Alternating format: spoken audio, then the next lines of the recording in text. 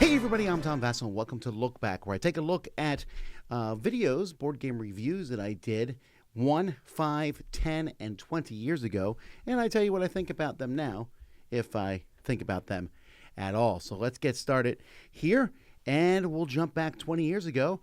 I reviewed a bunch of games. Message to the Tsar, be the first person to deliver a letter up to the Tsar running down this path. Just not very good, not very interesting, 5 out of 10. I also took a look at Monopoly, kind of a re-review of it, taking a look, seeing if it was worth playing, and this is 20 years ago. I gave it a 5. Even played straight, with the correct rules, with everything that comes into it, knowing all the background, I still just don't think Monopoly is a good game. Catan. This one I've lowered quite a bit since I first played it. Now, I didn't first play it 20 years ago, but it wasn't too long before that, maybe 25 years ago I played it for the first time. I like Catan a lot when I first played it, and I think it does a lot of good for the hobby. I think there's many excellent parts of Catan, and I applaud the game. But for me, it's really fallen. It's just not one I want to play much anymore. 5 out of 10. That being said, let's take a look at when you add its expansions in. Cities and Knights is a very complex expansion, which I actually think makes Catan just too much. I understand what it's trying to do. There's parts of it I like the flip book particularly, but not one I would add. 6 out of 10. Catan Seafarers, on the other hand, this is one that I find to be really enjoyable, a very interesting game. This adds just enough. It kind of balances out the resources. The best way to play Catan, 8 out of 10. Also, 20 years ago, I reviewed Twilight Imperium 3rd Edition. I gave this one an excellent at the time. I dropped it to an 8 now. I still think the world of Twilight Imperium. And if you give me 8 hours, unlimited time, a good group of friends, it is a great, amazing experience sitting down and playing it. It's just very, very long, and there's a lot going on. And that causes me to just not love it as much. Because I often think, if I did love it that much, I would sit down and play it. So 8 seems like the right score. 10 years ago, I reviewed just one game, Pictomania. This is from CGE Games, a game where you're drawing and guessing at the same time. Silly fun, 7 out of 10. 5 years ago, I reviewed House Flippers. This is from Sit Down Games, a speed game, flipping cards. It's interesting once, 6 out of 10. Then we have Ratville. So Ratville is really not about rats. It's more like gangs underneath the ground, like in the sewers and stuff. But a dice management game, 7 out of 10.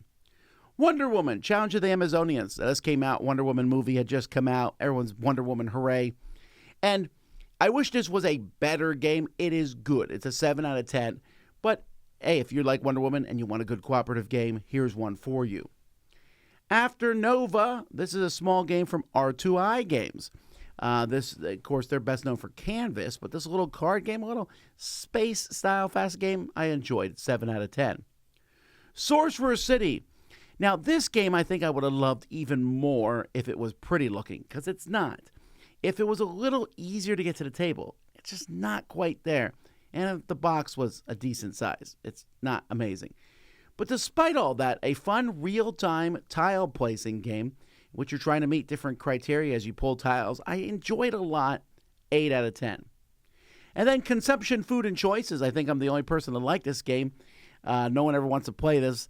The components weren't amazing, but you're basically collecting food to eat food, but you're different kinds of people. You might be a vegetarian, you might be someone who only likes meat, whatever it might be, you might be on a specific diet. I found it to be an enjoyable and a fun theme, 8 out of 10. All right, last year I reviewed Harrow County. This based on a comic I hadn't read until I played the game and read the comics. Very intriguing, very interesting, very different. So there's one thing off the page is always doing different things. This game with its cube tower, with very asymmetrical factions. You can even go to 3 players. Well, even 4 if you play with an expansion. Just so much unusual thing. But there's one thing that you can't say this game doesn't have, and that's theme. It's theme and abundance, 8.5.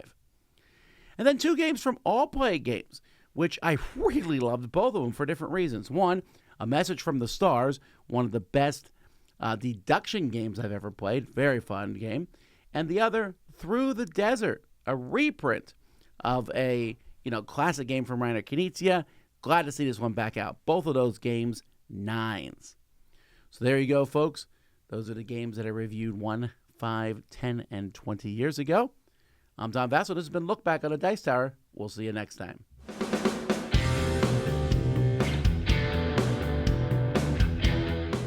Hey everybody, thanks for watching this video. If you like this review or whatever you just watched, wasn't it amazing? Check out our channel, Dice Tower. We have all kinds of things. We review games, we do top 10s, we play games live. It's all about board games, but especially the people who play them. Check out Dice Tower YouTube channel.